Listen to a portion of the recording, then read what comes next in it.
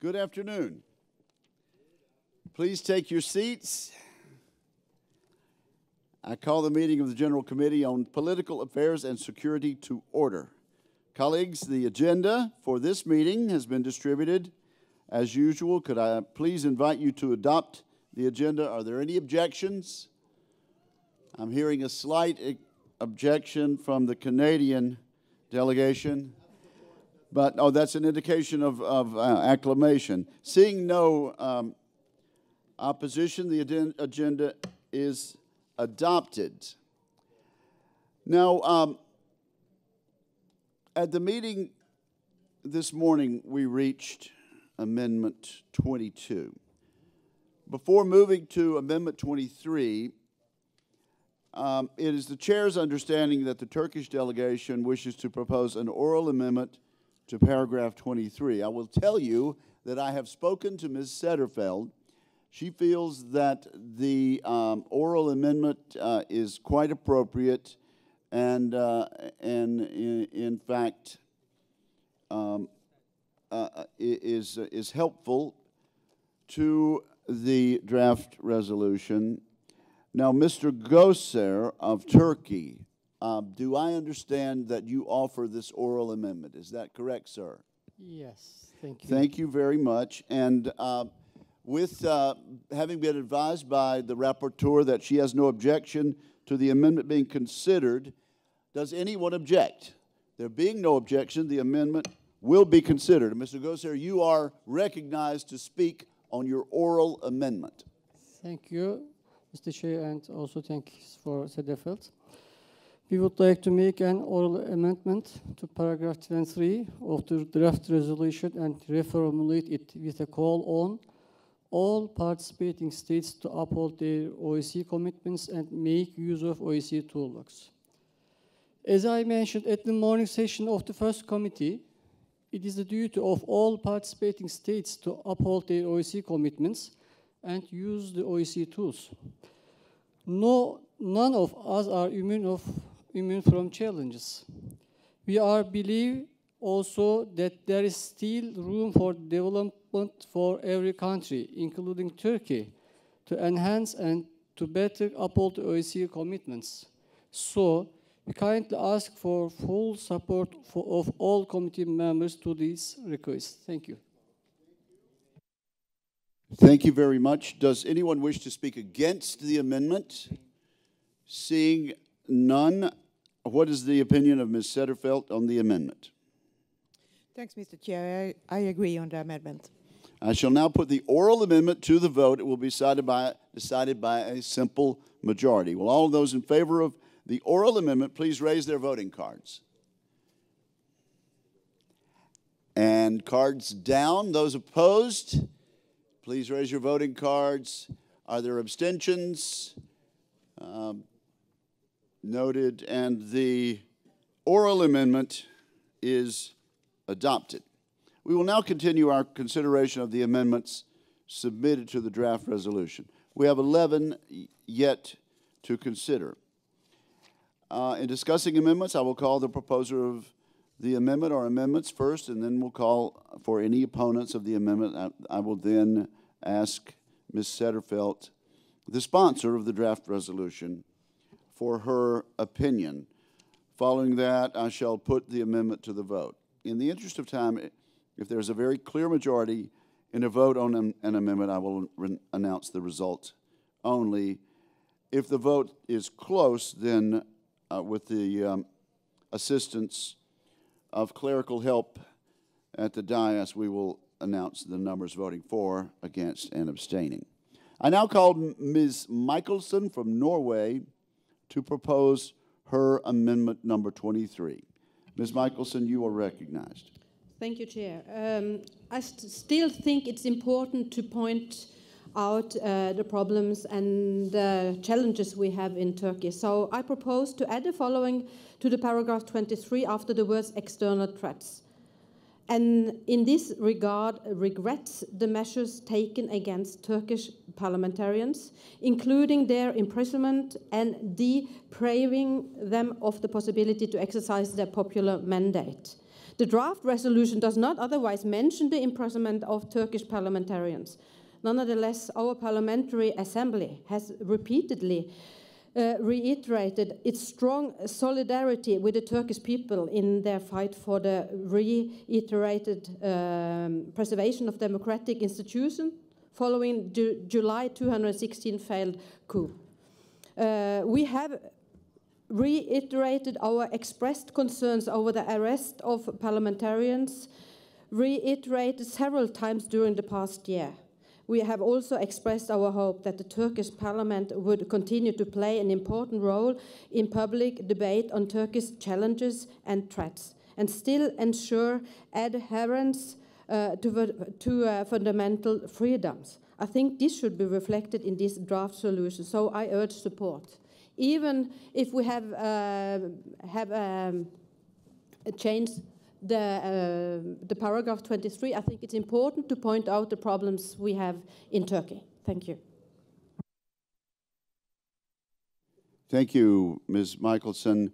Does anyone wish to speak against Amendment 23? Yes, the delegate from Turkey is recognized. Thank you, Chair, again. We are against this proposal. In this regard, I would like to make a few brief remarks.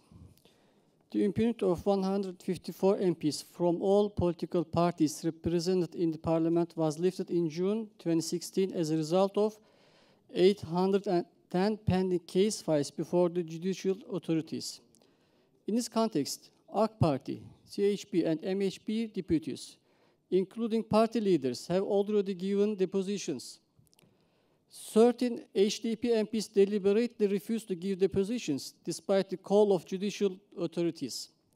Courts issued arrest warrants to complete proceedings. Some have been detained on remand. Others have been released with judicial control measures.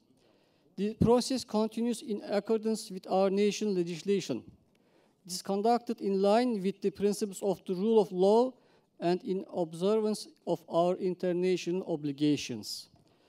There is an ongoing legal process. No one is above the law. Utmost attention is needed to avoid intervening in the independence of judiciary. In a country where the rule of law reigns, no criminal activity can go unnoticed. It is not important whether perpetrators are elected MPs or not. This is how the rule of law works in all democratic countries.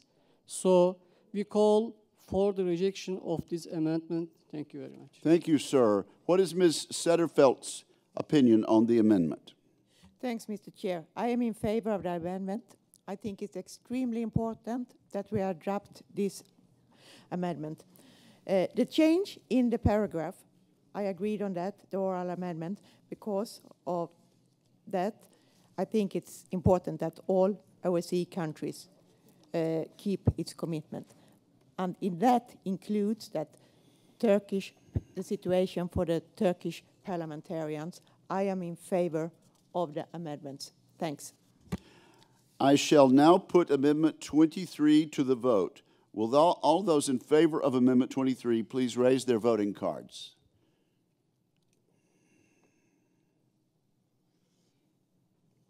Please lower your voting cards. Those opposed, please raise your voting cards. Thank you. And please lower your cards. And are there any abstentions? And the Amendment 23 is adopted. We now move to Amendment 24, and I call on Mr. Sondergaard from Denmark to propose Amendment 24. Thank you, Mr. Chairman. As we discussed earlier, there was a very harsh attack from President Erdogan on the election observation from Council of Europe Parliamentary Assembly and from the ODIHR. A very harsh attack, and he even enlarged that harsh attack to also count on OSCE as a whole. In a speech on election night, even before the report was made, he said, and I will quote what he was saying, he said, "We will neither see, consider, nor recognize those political motivated reports that you will draft. And he said, first, you should know your place. That was his answer to organizations where Turkey themselves is a member. That is not good. That is very bad. And I think it's important that we use this opportunity to take a distance from these attacks. Also because if we accept such kind of attacks on ODIHR, on Council of Europe, PA election observations, what will happen in the future when we have election observations together with them? This is, as Erdogan himself said, also an attack on us. And therefore, I would forward this amendment. Thank you. Thank you. Who wishes to speak against Amendment 24? The delegate from Turkey. Thank you, Chair. Again, we are against this proposal as well. Our authorities extended their full cooperation to the limited referendum observation mission throughout the country, as underlined during our various contacts with mission members themselves before and after the referendum. However, we faced with a clearly biased approach based on prejudices. Politically motivated and accusatory statements were used in the report. These statements go well beyond the mandate of monitoring mission. One of the observers shamelessly gave a pose in front of the so-called flag of PKK terrorist organization that it cost tens of thousands of lives in Turkey. And then, even more shamelessly, he posted it on social media. It is not possible to give any credence to report drawn by a delegation comprising such a person. Moreover, some others engaged in activities that clearly supported one side of the campaign, thus compromising their neutrality. We have always welcomed objective criticism. What we expect from ODIHR and Parliamentary Assembly of the Council of Europe is to reflect their experience to ensure objectivity and impartiality of observation missions. I would like to underline that Turkey firmly upholds the principle of the rule of law. Despite the extraordinary circumstances in our nation has gone through, all fundamental freedoms, including freedom of speech, freedom of press, and freedom of assembly, are fully respected and guaranteed under our Constitution. We therefore call for the rejection of this amendment. Thank you. Thank you, sir. What is the rapporteur's opinion of the amendment? Thanks, Mr. Chair. I am in favor of the amendments. It highlights the importance of the security of international observers, and I think, therefore, it's important. Thanks. Thank you, Mrs. Sederfelt. Are you ready to vote on Amendment 24? All those in favor of Amendment 24, please raise your voting cards. And cards down. Those opposed to Amendment 24, raise your voting cards. And thank you. You may lower your cards. Those abstaining. Thank you. And Amendment 24 is adopted.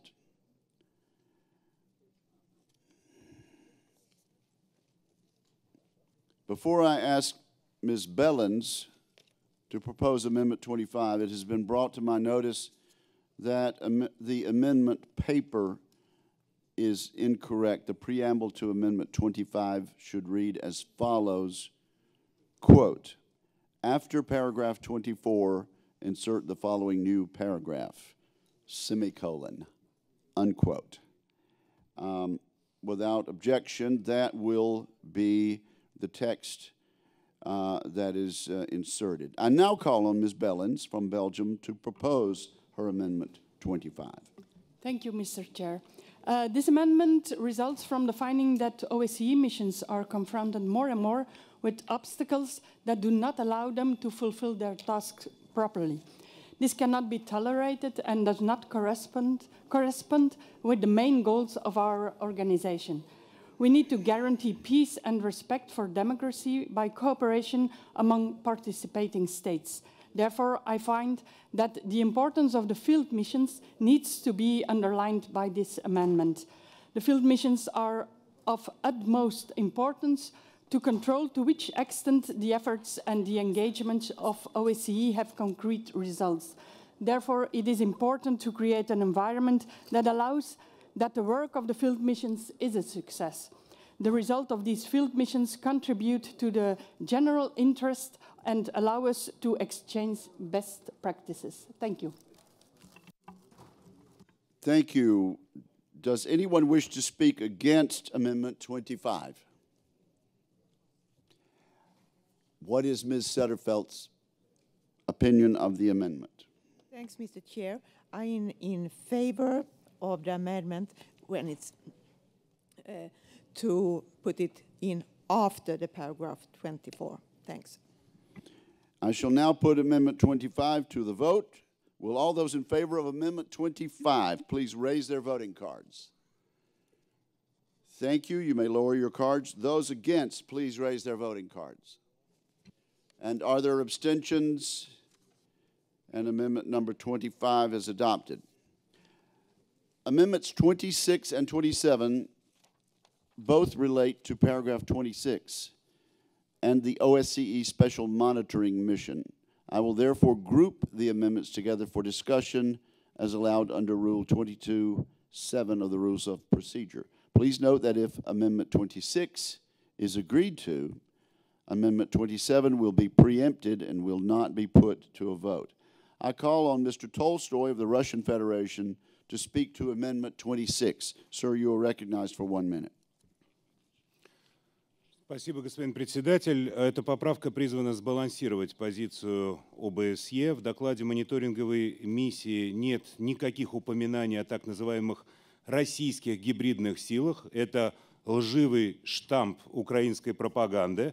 А обстрелы, запугивания и другие трудности, с которыми сталкиваются наблюдатели ОБСЕ, которые, безусловно, недопустимы, происходят по обе стороны разграничения во внутриукраинском конфликте. Мы предлагаем потребовать от обеих сторон внутриукраинского конфликта неукоснительного соблюдения мандата и обеспечения безопасности наблюдателей ОБСЕ. Считаю, что это отвечает целям и задачам нашей организации. Хочу сказать, что несбалансированный в отношении России пункт, предложенный госпожой Сегерфельд, только затруднит дальнейшую работу миссии в зоне конфликта на Украине, к которому Российская Федерация отношения не имеет. Спасибо.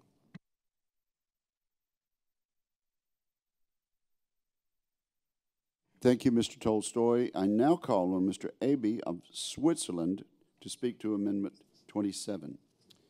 Herr Vorsitzender, geschätzte Damen und Herren, die Schweiz ist der Auffassung, dass die OSZE die vereinbarte Plattform darstellt, die sich mit der Umsetzung des Minsk-Übereinkommens befasst.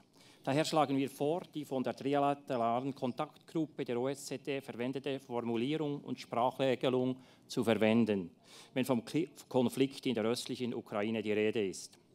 Den letzten Teil des Paragraphen wollen wir streichen, weil nicht nur die Russische Föderation, sondern alle irgendwie am Konflikt Beteiligten sich für gute Bedingungen für die Special Monitoring Mission einsetzen müssen.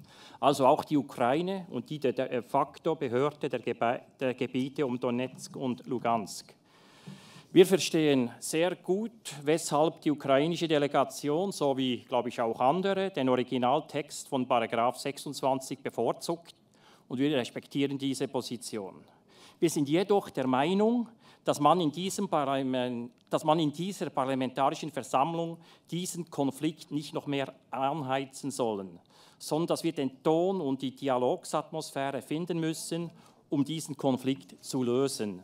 Das ist die Rolle der OSZE und unsere Dokumente müssen das Ziel haben, die OSZE als Friedensstifterin zu stärken und nicht zu schwächen. Das ist der Sinn unseres Vorschlages. Thank you. The business before the committee is amendments 26 and 27. Does anyone wish to speak against either amendment? The delegate from Ukraine, for what purpose? To speak against which amendment? To speak against both amendments. Yes, you are recognized. Thank you, Mr. Chair. While we all support the activities of the SMM, the seriousness of the security threats affecting the monitors in the non-government controlled areas of Donbass demands us to unite in specific condemnation of pressure, harassment, and intimidation of the special monitoring mission from Russian hybrid forces. I would like to stress once again that the territories under special monitoring mission observation in Donbass are not controlled by Ukrainian government, and they are temporarily occupied with Russian hybrid forces. Therefore, we should urge the Russian Federation to put an end to these unacceptable practices. So we oppose Amendment 26 and propose to retain the original text of the paragraph. Regarding Amendment 27, we oppose as well this amendment and propose to retain the original text of the paragraph. The SMM chief monitor and his deputy often point out that the SMM performs monitoring and leaves it to the OSCE states to make conclusions. Based on available facts, the hybrid Russian forces, which consist of Russian regular servicemen and irregulars and mercenaries, are trained, equipped, and financed by Russia. It is within Russia's power to stop hostilities and to stop intimidation and harassment of SMM by forces under its control. Thank you.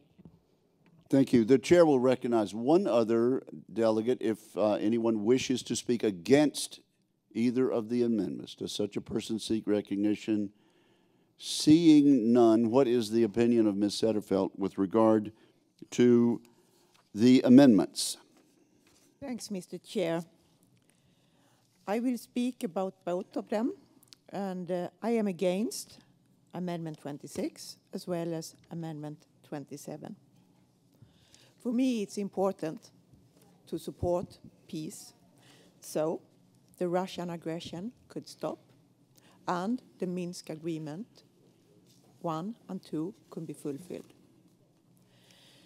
Yesterday, we did listen to Ambassador Ertuğrul Apakan, who spoke about the important work performed by women and men who voluntarily support peace in their duties for the SMM.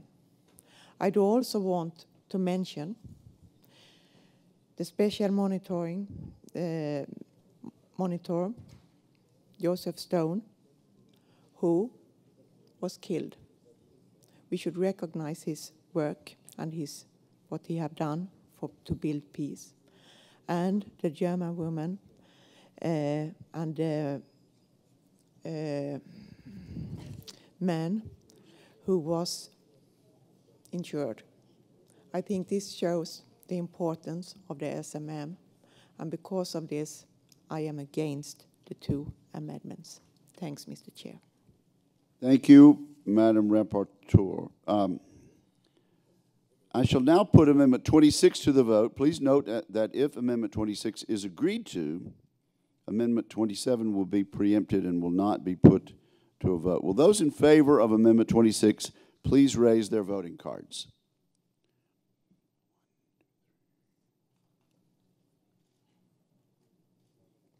Thank you. You may lower your cards. Those opposed, please raise your voting cards. Thank you. You may lower your cards. Are there abstentions to Amendment 26? And Amendment 26 is not adopted.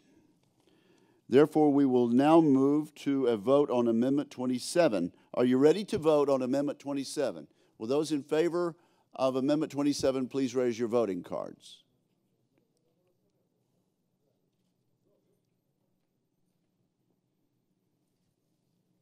Thank you. You may lower your cards. Those opposed to Amendment 27, please raise your voting cards.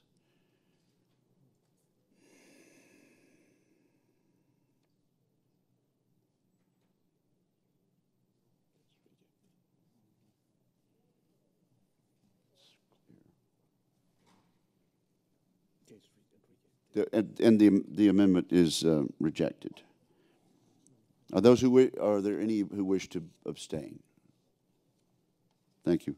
The amendment is not agreed to, and we will move to Mr. Guliev from Azerbaijan. Sir, you are recognized to speak in favor of your amendment number 28. Thank you. Thank you very much, Mr. Chair. My amendment is about the activity of the co-chairs of Minsk Group. As you may know, that this year we are going to mark 25th anniversary of the creation of the Minsk Group.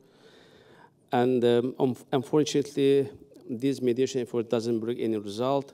This is why this amendment expresses its deep regret over the lack of progress towards the settlement of the Nagorno-Karabakh conflict, calls on the parties to engage without further delay into substantive negotiations with a view to finding an earlier sustainable solution to the conflict, and also urge the co-chairmen of the Minsk group to redouble their efforts to that end. So the proposed paragraph aims at sending clear political signal by the OSCE to the parties to the conflict. It is the view of the international community, including the heads of the state of co-chairing countries of the Minsk group, that the conflict must be solved through negotiations. This is supported by the chairman in office and the UN Secretary General. This is why I think the PS, this amendment serves to add the PS much needed voice to this cause and contribute to ongoing efforts to intensify negotiations for the final and the durable solution based on norms and principles of international law. I call distinguished members, also rapporteur, to support this amendment in the sake of the peace and security in the region. Thank you. Thank you, sir. Does anyone wish to speak against amendment number 28? The distinguished representative from Armenia. Уважаемые коллеги, любая статья, которая относится к такому деликатному вопросу, как урегулирование конфликтов, должна быть беспристрастна и сбалансирована. Предложение, которое сейчас озвучили наши коллеги, таковым не является. Почему? Обращаю внимание коллег и уважаемой докладчицы. Во-первых, потому что из первоначального текста выпадает слово и цель деэскалации ситуации, которое было в исходном тексте и является на сегодняшний день обязательным и самым главным. Во-вторых, предложение содержит призыв к сопредседателям Минской группы ОБСЕ удвоить свои усилия. Мы не против того, чтобы кто-нибудь из вовлеченных в урегулирование конфликта был призван удвоить, утроить или удесятерить свои усилия. Но если необходимо выступать с призывом незамедлительно, то это должно быть адресовано в первую очередь к сторонам конфликта, в первую очередь к тем, кто усиливает эскалацию напряжения и которые должны осуществлять соглашения, достигнутые при посредничестве сопредседателей Минской группы ОБСЕ. Призывая только сопредседателей, мы создаем впечатление, что ответственность за урегулирование конфликта лежит только на них, при том, что главная ответственность лежит на сторонах конфликта. Исходя из этих соображений, мы не согласны с этим предложением и просим коллег отвергнуть это предложение. Спасибо. What is the opinion of Ms. Sederfeld? Thank you, Mr. Chair. Yes, the situation and the conflict in Nagorno-Karabakh is it's a problematic situation, and it's one of the protracted conflict in the OSCE area. I found that the amendment reflects the need of, that all parts need to be included. And that's very, very important. And that's why I am in favor of the amendment. Thanks, Mr. Chair. Thank you, Ms. Sederfeld. I shall now put Amendment 28 to the vote. Are members ready to vote on Amendment 28? Will all those in favor of the amendment please raise their voting cards?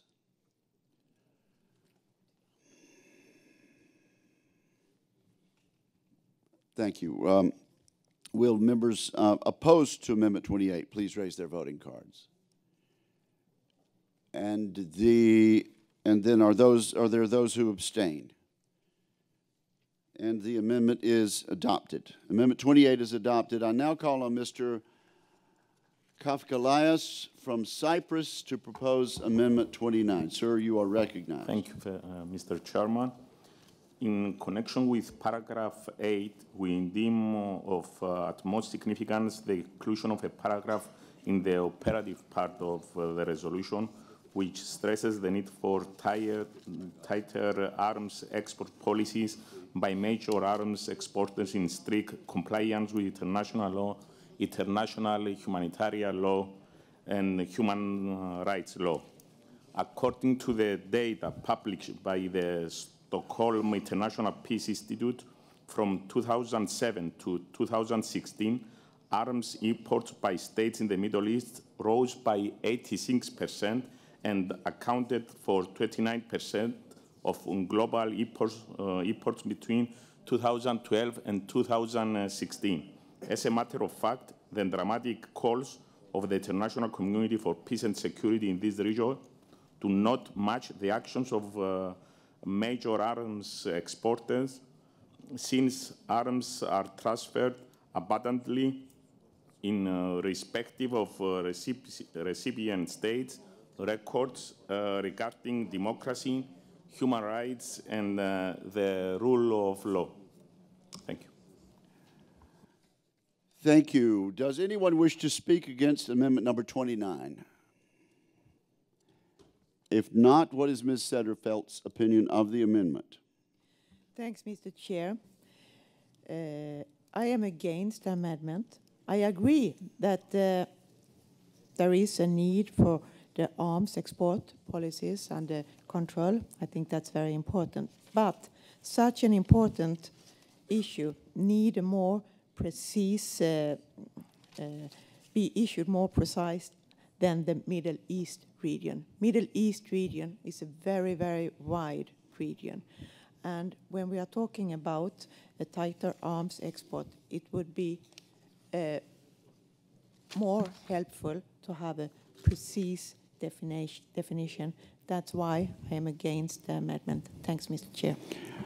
I shall now put Amendment 29 to the vote. Will all of those in favor of the Amendment 29 raise their voting cards? Mr. Clerk, will you help me count?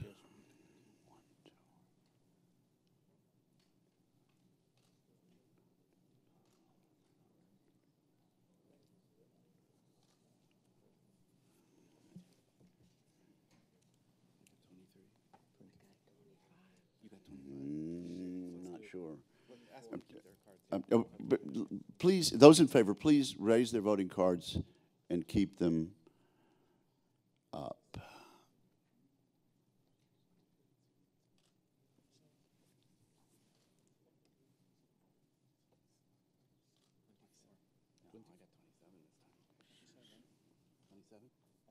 Okay, lower your voting cards. Those opposed, please raise your voting cards.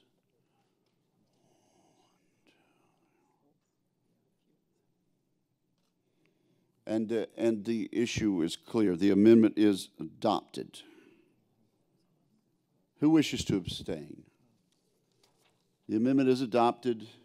Amendment 29 is adopted, and I appreciate the delegates' patience with our count. Amendments 30 and 31 relate to text in paragraph 34, which is on the subject of gender equality and the protection of women's rights. I will therefore group the amendments together for discussion as allowed under the rules.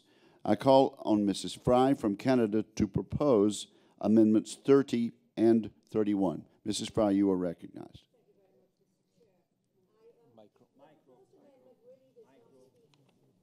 Doesn't speak against the paragraph 34, but what it does is it builds on the original language of that paragraph to reinforce that women are not just victims during conflict, but in fact they have untold potential to prevent conflict and to play a real role in the conflict cycle, starting better inclusion and representation in these areas. And as you well know, the gender perspectives of humanitarian relief are essential, but the proposed amendment recognizes emphasizes that these considerations can be guaranteed by having more women in decision-making roles at the table. Better education and training opportunities are needed to help overcome the barriers that currently exist, and this amendment urges participating states to provide funding and to support the related initiatives for education and training of women so that they can play their full role in that cycle of conflict. Thank you. Thank you. Does anyone wish to speak against either of these amendments? Seeing none, Ms. Sederfeld, what is your opinion of the amendments? Thanks, Mr. Chair. I am in favor of the amendments. Thank you. Without objection, I will put amendments 30 and 31 to the vote together. Will all in favor of adopting amendments 30 and 31 please raise your voting cards? And thank you. You may lower your cards. Are there those who are opposed? If so, please raise your cards. Are there abstentions? And without objection, amendments 30 and 31 are adopted. We now call on Ms. Bellens from Belgium to propose Amendment 32, and I would congratulate my fellow delegates. We are nearing the end of the draft of consideration of the amendments to the draft resolution. Ms. Bellens, you are recognized. Thank you, Mr. Chair. Colleagues, although this paragraph is urging to establish more smooth decisions procedures, it seemed important to me to add a paragraph inviting the Secretariat to make proposals in order to find a way out of situations that do not come to a solution. It is, of course, important that we develop and discuss in this assembly ideas that inspire the governments of our participating states, but this does not withstand giving some power to the Secretariat to negotiate with our governments about broadening the scope of decision procedures. I'm in favor of a backup system that is applied to solve deadlock situations if the consensus method does not work. Consensus stays the main goal. All decisions are just an illusion as long as there is no consensus to be found. Thank you. Thank you. And who wishes to speak against Amendment 32? Yes, the delegate from the Russian Federation is recognized. Большое спасибо, Слуцкий. Мы не можем ломать процедуру консенсуса. Процедура консенсуса в досье, подобных этому, подрывает сами основы нашей организации. В случае, если мы в данном случае откажемся от консенсуса, мы не сможем принимать решения в вопросах, которые затрагивают саму глубинную суть тех решений, которые мы обсуждаем. Мне кажется, что эта поправка выходит за рамки обсуждаемого доклада и подрывает институциональную основу нашей организации. Мы не должны допускать принятия подобных поправок. Спасибо.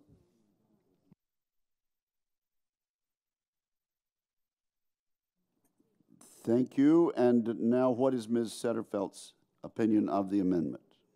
Thanks, Mr. Chair. I am against the amendment. I am in favor to keep my paragraph number 36 as is written because it do reflect in a much easier way the work and the revision of our work in OSCE.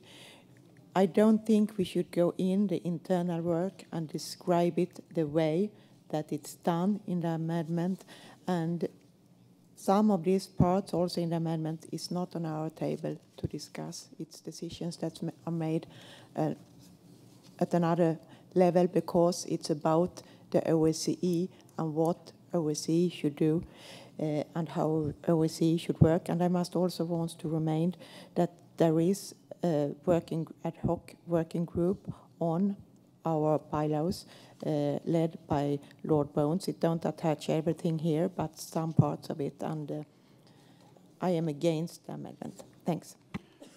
Thank you, Madam Rapporteur. Are you ready to vote then on Amendment 32? All in favor of the amendment, please raise your voting cards.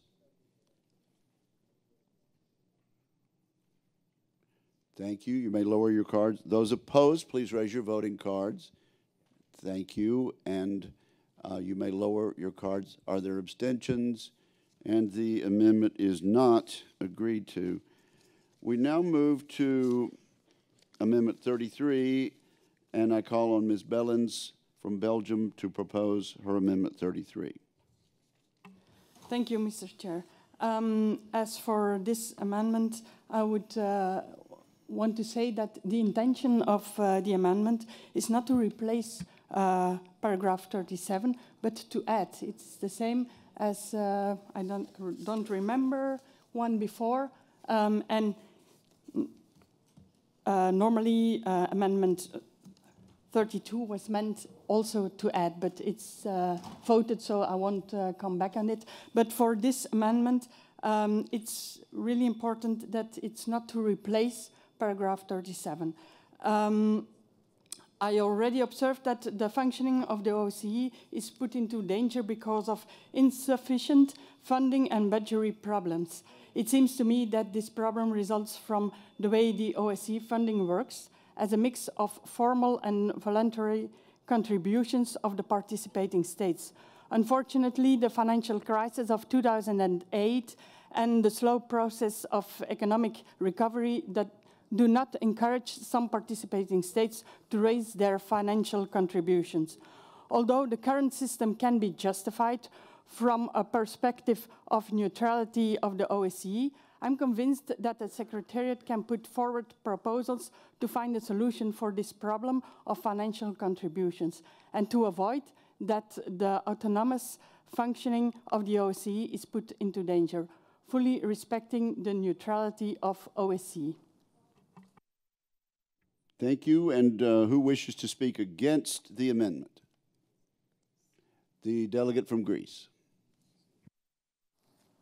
I think it's really about time to start asking the states to raise contributions to international organizations. This doesn't mean that we don't have to examine and be more efficient in the work that we're doing in these organizations, but asking for more funding at the time of deep crisis will give completely the wrong signal to everyone. I think this is going to the wrong direction.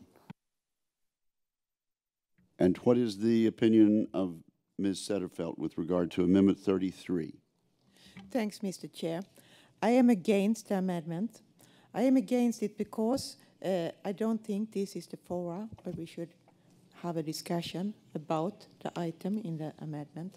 I do also want to mention that what we decide here is one part of the Minsk Declaration. And I think it's important that the final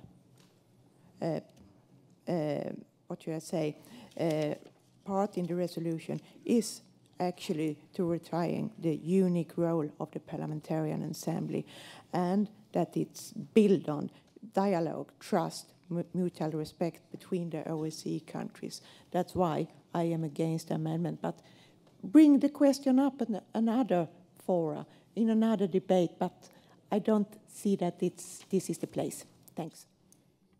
Thank you. Are you ready to vote then on Amendment 33? Those in favor of the amendment, please raise your voting cards. And thank you. Those opposed to Amendment 33, thank you, and you may lower your cards. Are there abstentions? Thank you, and the amendment is defeated. That concludes the consideration of amendments. Thank you. Now, at the conclusion of general debate, I announced that if time were available, we might be able to return briefly to general debate after the debate on amendments and before vote on the final draft resolution. In that regard, one member, and only one, has asked for time to speak in general debate. And so at this point, the chair recognizes Lisa Chambers of Ireland, who would like to speak in general debate on the resolution. Ma'am, you are recognized. Thank you very much, Chairman. I want to commend Mrs. Sederfeld for her work on the the report and the draft resolution, and to commend all of the speakers today on the report. Just to make a couple of points, I found the commentary around cybersecurity very interesting, and certainly I would agree with the words of the rapporteur that we must work together in reducing the risk of conflict coming from cyber attacks. Certainly we must share our knowledge and our expertise, and it is one of the biggest threats facing, I think, every country, and it knows no borders. I want to make the point, it's something that concerns myself, is that in solving this problem, we must also not create another problem. I know many citizens of every country very much value their right to privacy. And I think in dealing with this particular challenge, and it's certainly a most difficult challenge, we must also respect the freedoms and the rights that we have earned over many years. So I want every member state and every participating state to be very cognizant of the rights of citizens in terms of their privacy. Also, in relation to the issue on terrorism, and certainly to condemn most strongly the acts of terrorism that we have seen across Europe in the last number of months. I also want to make the point that we must engage with communities. We must not put borders up. We must not put up obstacles to engaging with communities. This is not the way to solve this problem. We will only solve this problem by coming together as one international community. And I do fear that sometimes in a reaction to such terrible atrocities, we often close our doors and our minds to these communities. So I think that in addressing this very serious issue, we must engage constructively with all stakeholders. Thank you, Chairman. And thank you very much. I propose that we now formally move to a vote on the draft resolution as amended. Are you ready to vote on final adoption of the draft resolution as amended? Would those in favor of adopting the draft resolution as amended, please raise your voting cards. Thank you. Please lower your cards. Would those against, please raise your voting cards. Thank you. You may lower your cards. And those who wish to abstain. And the draft resolution as amended is adopted. We now move to consideration of the first supplementary item referred to us by the Standing Committee, entitled Restoration of the Sovereignty and Territorial Integrity of Ukraine. There is one amendment to this item. I give the floor to Mr. Gerasimov from Ukraine, the sponsor of the draft resolution. Mr. Gerasimov, you have the floor. Thank you. Mr. Chair, dear colleagues, I wish to introduce my draft resolution on the restoration of the sovereignty and territorial integrity of Ukraine by pointing out to our common recognition of the essential role of the civil society in promoting peace and security. On 4th of July, an OSCE parallel civil society forum took place in Minsk and adopted its resolution with assessment and recommendations on addressing the critical security challenges. At the top of these challenges remains the ongoing Russian aggression against Ukraine. Let me make a few quotations from the resolution of this civil society forum. In the context of the war in eastern Ukraine and the occupation of Crimea, the worst breach of Helsinki Final Act principles in the history of the OSCE was not effectively reversed in 2016-2017 and continues to strongly undermine international security and cooperation, the three dimensions of the OSCE, and the very ability of the organization to function. Crimea remains de facto under the control of the Russian Federation in violation of Ukraine's sovereignty and territorial integrity and in direct violation of the Helsinki Final Act principles. The situation on the peninsula has deteriorated further in 2016-17. Russia has not implemented a single recommendation from the July 2015 report of the OSCE Human Rights Assessment Mission on Crimea. The ongoing devastating conflict in Donbas region in the east of Ukraine poses great challenges to Ukraine, Russia, and the entire OSCE region. A few more quotations. In Donetsk and Luhansk regions, which are currently outside Ukrainian governmental control, human rights protection is not existent due to the lack of access to justice both on national and international levels. The Russian Federation is responsible under international law for human rights violations in these areas, as it effectively controls the armed groups there. the restoration of security is impossible without the complete restoration of Ukrainian control over its borders and monitoring of all border crossing points by the OSCE Special Monitoring Mission. Let me remind, it was the quotations from the Civil Society Forum which held in Minsk a few days ago. These few quotations underscore that the OSCE democratic community of states and the civil society largely see eye-to-eye the gravity of the situation stemming from Russia's armed intervention into Ukraine and its large-scale negative consequences. There is an undiminished demand for a strong and united position of our Assembly to stop the aggression, which continues as we speak, and to make Russia renew respect to the rules-based security order. The proposed draft resolution contains important provisions which are essential for upholding OSCE principles and commitments, peaceful resolution of the Russian-Ukrainian conflict and implementation of the Minsk agreements, protection of human rights and freedoms, the occupation of Crimea, restoration of Ukraine's sovereignty and territorial integrity within its internationally recognized borders, thus paving the way for restoration of trust and confidence.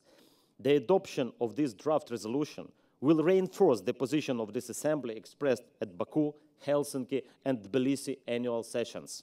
We call upon all members of the Assembly to support this supplementary item. Thank you very much. Thank you, Mr. Gerasimov. And now the floor is open for debate. The time limit set for speeches is 2 minutes. If there are many members wishing to speak, we may reduce the time limit to try to accommodate as many as people as possible. So far, we stick to the 2 minutes.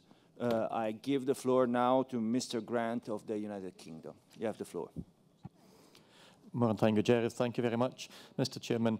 I want to speak in favour of this item, not because I think it's up to me to decide what should happen to Crimea and to Ukraine. It's up to the people of Ukraine. There have been opinions voiced here this week to suggest that Crimea is anything other than part of Ukraine. These opinions are not borne out by fact. It is a matter of fact. It is a matter of international law. Crimea and the Donbass regions are part of the territory of the Ukraine. That means nobody outside of Ukraine has any right to interfere in them politically, economically, and most important, militarily. It is legitimate for the Russian government to have concerns or disagreements about the direction that Ukraine wants to travel in. It is not legitimate for the Russian government to express those concerns by the use of military force, by armed invasion of the sovereign territory of another country. If the Russian government want to discuss the future of these territories in a civilized way, the first thing they have to do is to get their tanks, their warplanes, their heavy artillery, their soldiers, and their terrorist organisations out of Ukrainian territory, get them back to their own Russian territory, and then perhaps we can start to discuss these in a civilized way. But as long as the illegal occupation of part of Ukraine continues, there can be no prospect of reasonable long-term peace in that part of the world. So I hope that delegates today will give their full support to this, to recognise that this territorial integrity of Ukraine and of every other nation represented here has to be protected against armed aggression from any quarter whatsoever. Thank you, Mr. Grant. And now I recognize Mrs. Moore of the United States. You have the floor.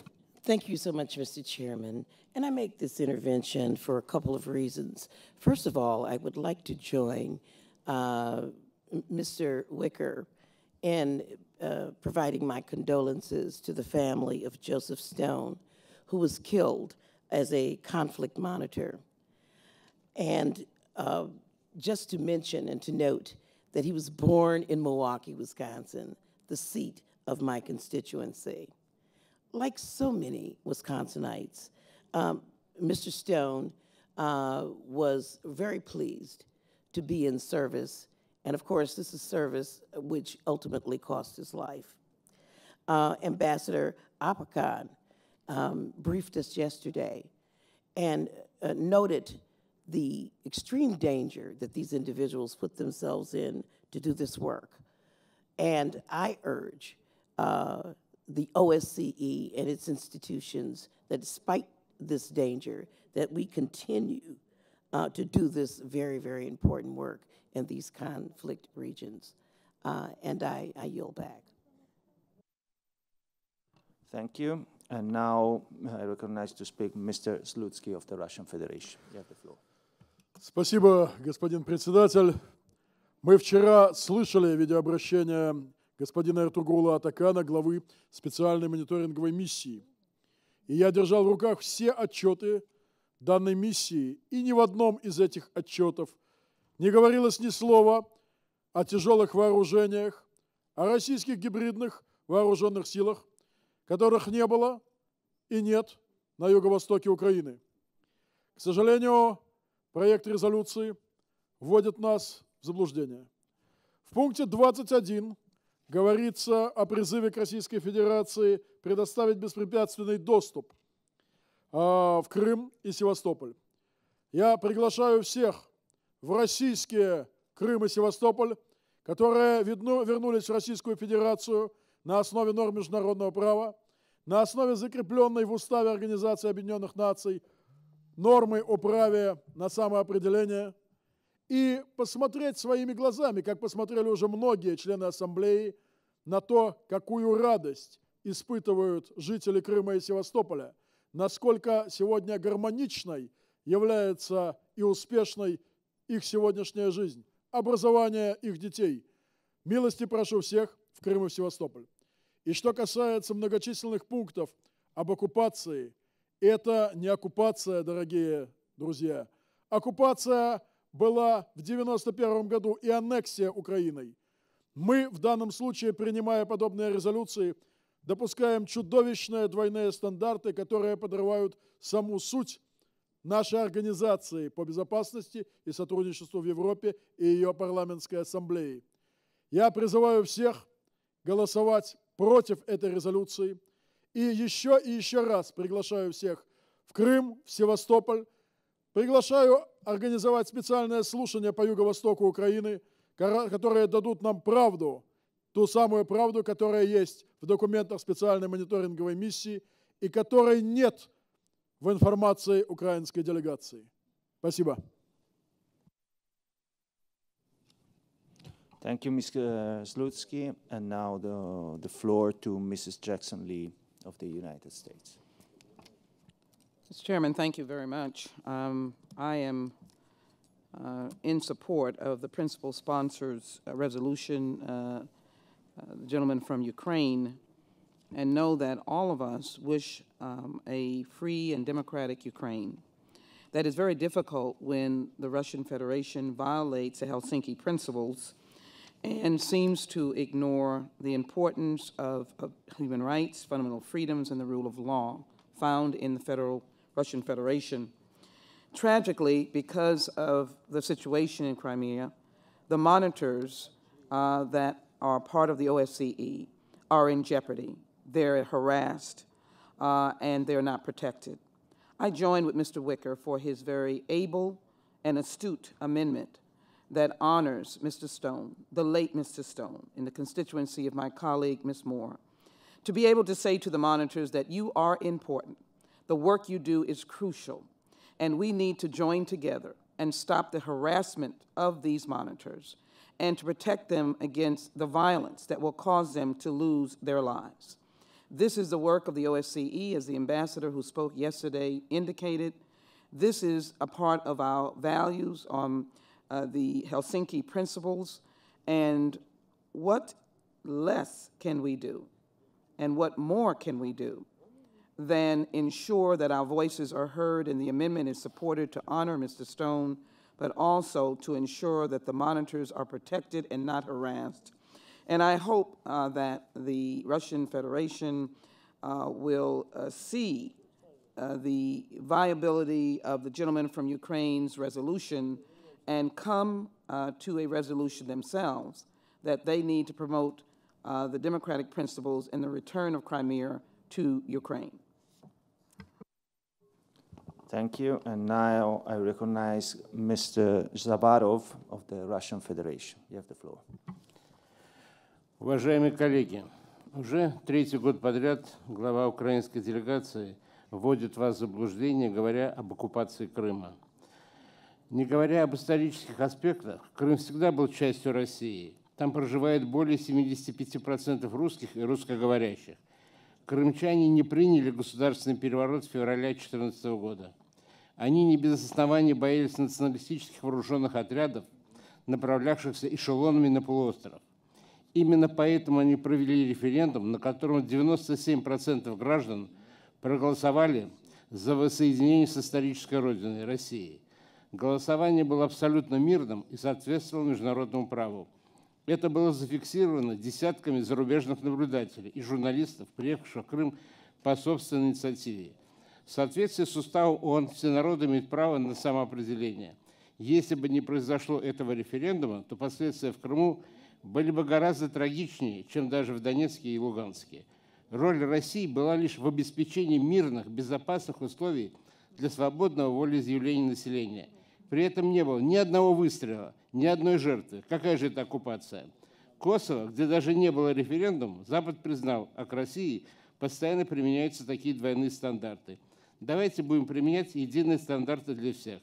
Сейчас на Украине действует самая большая за всю историю наблюдателей миссия ОБСЕ в Европе. Мы в России с надеждой смотрим на деятельность ОБСЕ по урегулированию украинского кризиса через механизм контактной группы. Предлагаю отклонить резолюцию, предложенную господином Герасимовым. Спасибо. Thank you, Mr. Zabarov. And now Mr. Rizhak of the Russian Federation. You have the floor. Мне уже сегодня, господин председатель, довелось выступать, и я частично касался этой темы.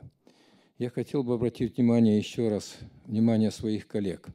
Вот так в 30-е годы ползучий фашизм потихоньку завладевал умами спокойных европейцев, а потом все мы в коалиции преодолели чудовищную войну, понесли чудовищные жертвы, и, к сожалению, мы не сделали соответствующих выводов для себя. Вот и сейчас мы поощряем ростки неонацизма на Украине, с помощью которого сейчас вдалбливается фашистская идеология в умы украинцев, которая не принимает этой власти, дают ей принципиальную оценку. И вы еще будете жалеть о том, когда в ближайшее время события на самой Украине заставят вас переосмыслить вот эти постулаты, которые вы выдвигаете в отношении граждан Крыма. Мы еще раз подтверждаем и приглашаем вас в Крым, чтобы вы воочию сами убедились, какой выбор сделал народ Крыма, который все эти годы оккупации выдержал ее, вынес ее с честью и добился путем свободного референдума реализации своих законных гражданских прав. Мы не можем принимать такую резолюцию и считаем, что это позорно принимать ее в 21 веке, когда фашизм вновь поднимает голову, и мы не можем дать ему принципиальную оценку. Я уже касался сегодня о том, что у нас есть проверенная, достоверная информация, что идеологи, некоторые сторонники ИГИЛ и других террористических организаций находятся под трепетным патронажем украинского правительства. Опомнитесь, господа, и еще раз будьте бдительны, вспомните слова великого Фучика. Благодарю за внимание. Thank you. And the next speaker, I recognize Mr. Vavrik from Austria. You have the floor. Thank you, Mr. Chairman. The colleague from the Russian Federation took make historical references and to fascism and to the 30s. So I would like to make the point coming from a country that has been in a very similar situation to Ukraine today in the 30s. Austria, after World War I, was left over as the breakup of an empire, similarly to Ukraine was left over as the breakup of the Soviet Empire a few years ago. And we faced, like Ukraine today, political crisis, economic crisis. We were searching for our identity as a state, as a country, as a nation. And that's not an easy thing. And at that time, a big neighbor, Nazi Germany, was taking advantage of that.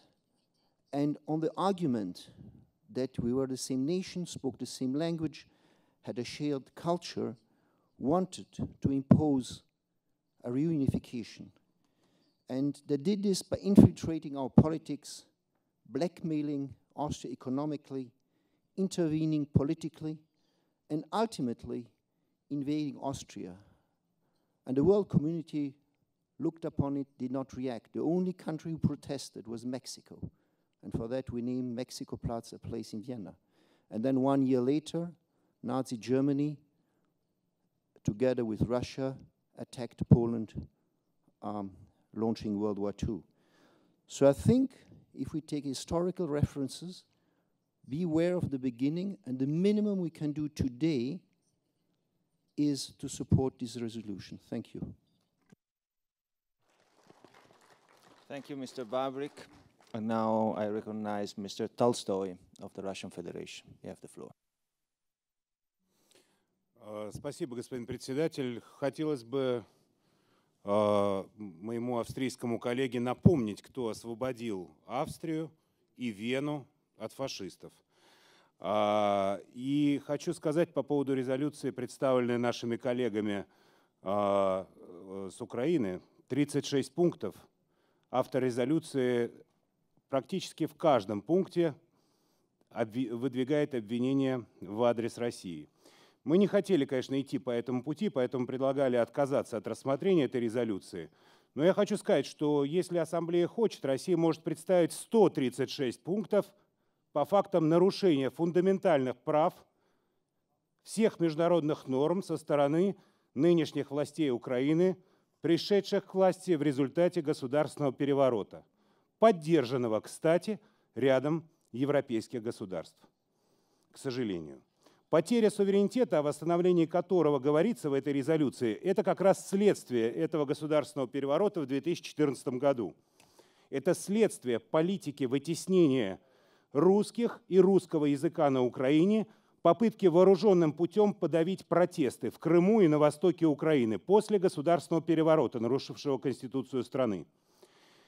С применением танков, артиллерии, между прочим, сотни детей, женщин и гражданского населения погибли в этом конфликте. Жалко, что ни авторы этой резолюции, ни здесь присутствующие коллеги из парламентов других стран не обращают на это внимания.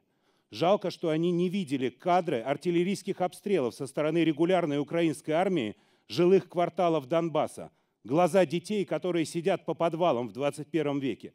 И вы хотите, чтобы мы равнодушно на это взирали? Вы хотите, чтобы мы продолжали мириться с теми лживыми утверждениями, которые выдвигает украинская делегация на этой сессии? Почему-то в ОБСЕ об этом говорили крайне мало, так же, как и в европейской прессе. Мы об этом сожалеем. Не говоря уже о том, что сегодня на Украине героизируются нацистские преступники, участники Холокоста. Вы согласны с этим? Вы, все представители парламентов мира, которые осуждают Холокост, согласны с тем, что улицы на Украине переименовываются, снимаются таблички с именами русских генералов, которые освобождали Украину, и ставятся таблички с именами Шухевича и Бандеры, участников Холокоста?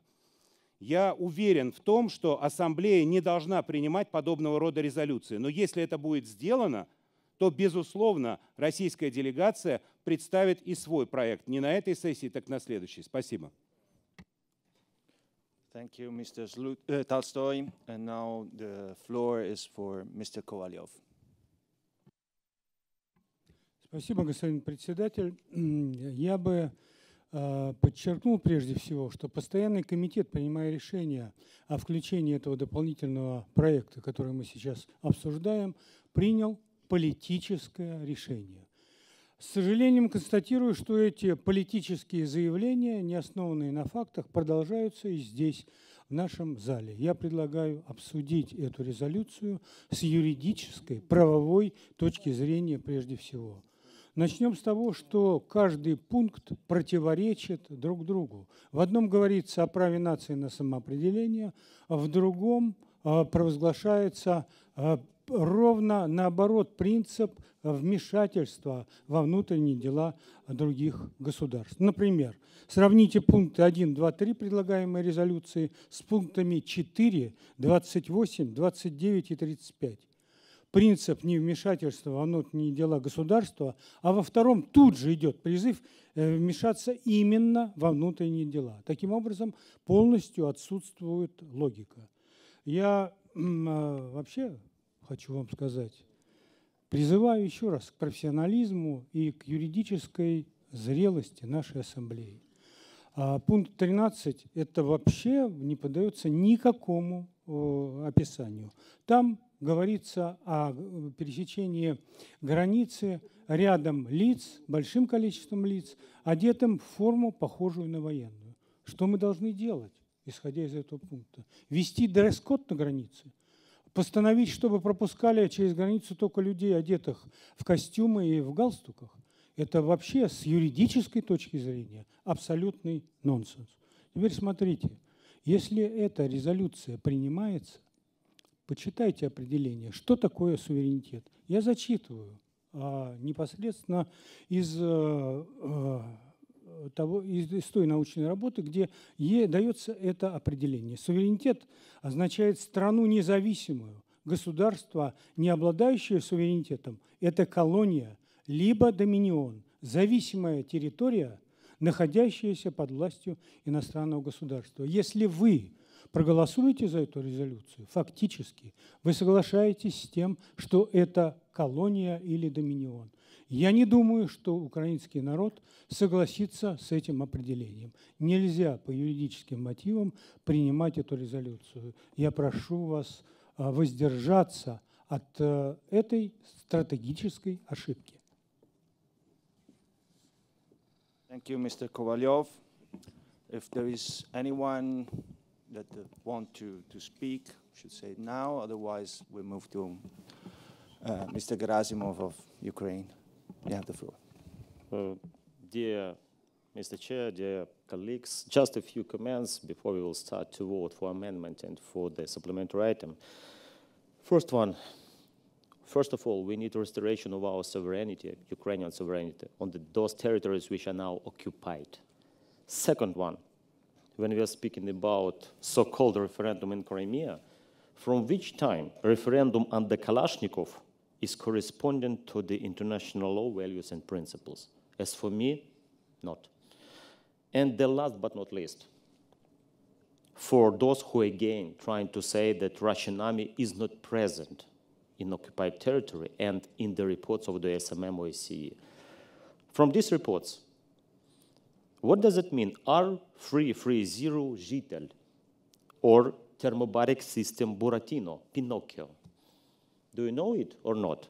It's from the reports of the SMM OSCE. Let me tell you, this is the latest example of the Russian modern weapon mentioned in the occupied territory of Donbass by SMM OSCE, pointed in the reports. So please don't lie here. Thank you. Thank you, Mr. Gerasimov. I consider that we move to the consideration of the amendments submitted to the draft resolution. Copies of the amendments have been made available. The correct version is entitled AS17SI2 Amend.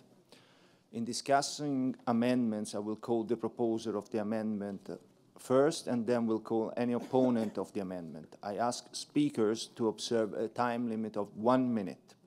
I will then ask the sponsor of the draft resolution, Mr. Gerasimov, for his opinion. Following that, I shall put the amendment to the vote. I will pass to Amendment 1, and I call Mr. Wicker from the United States to propose Amendment 1. You have the floor, Mr. Wicker. Thank you, Mr. Chair. And because of the solemnity of the subject matter, I felt strongly that I should personally speak from our delegation with regard to this amendment. My amendment calls international attention to an unprecedented death. For the first time ever, a member of a special monitoring mission of the OSCE was killed in the line of duty. On April 23rd, my fellow American Joseph Stone died while serving in Ukraine. He was an American, but he could have been from anywhere. And in fact, also injured in this attack was a mission member from the Czech Republic and also one from Germany. In that regard, I appreciate the co-sponsorship of this amendment by delegates from the Czech Republic. And I appreciate the verbal support of this amendment by Ms. Barnett from Germany, and would also acknowledge that my amendment has co-sponsorship from our fellow colleagues from Canada, from Belarus, and from the Russian Federation. I appreciate all of the co-sponsorship. By adopting this amendment, the Assembly would send a much-needed message in support of Joseph Stone's loved ones, as well as the men and women Joseph Stone worked with, the mission monitors who continue to do this vital and dangerous work every day. Thank you. Thank you, Mr. Wicker. Does anyone wish to speak against Amendment 1? So, doesn't seem the case. Mr. Gerasimov, what's your opinion on the amendment? We are totally support this amendment and want to say thank you for Senator Wicker for those amendments. Thank you. I shall put Amendment 1 to the vote. Will all those in favor of Amendment 1 please raise their voting cards? Thank you. Will all those against please raise their voting cards? Any abstentions? So the Amendment 1 is adopted.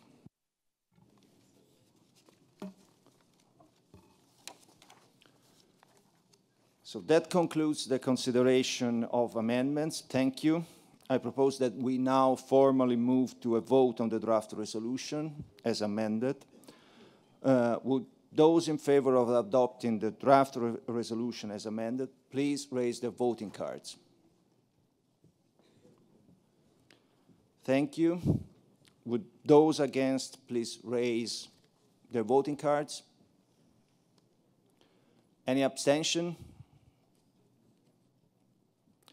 The draft resolution is, as amended, is clearly adopted. Thank you. We now move to the consideration of the second supplementary item referred to us by the Standing Committee, strengthening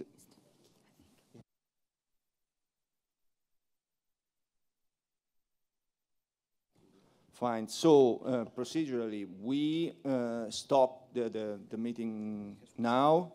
We'll resume it tomorrow with the supplementary items strengthening the role of the OSCE in countering terrorism. So we'll reconvene tomorrow morning at 9 o'clock in this very room. So thank you for the expedited work that we have performed, and see all of you tomorrow morning. Thank you. Thank you. I survived.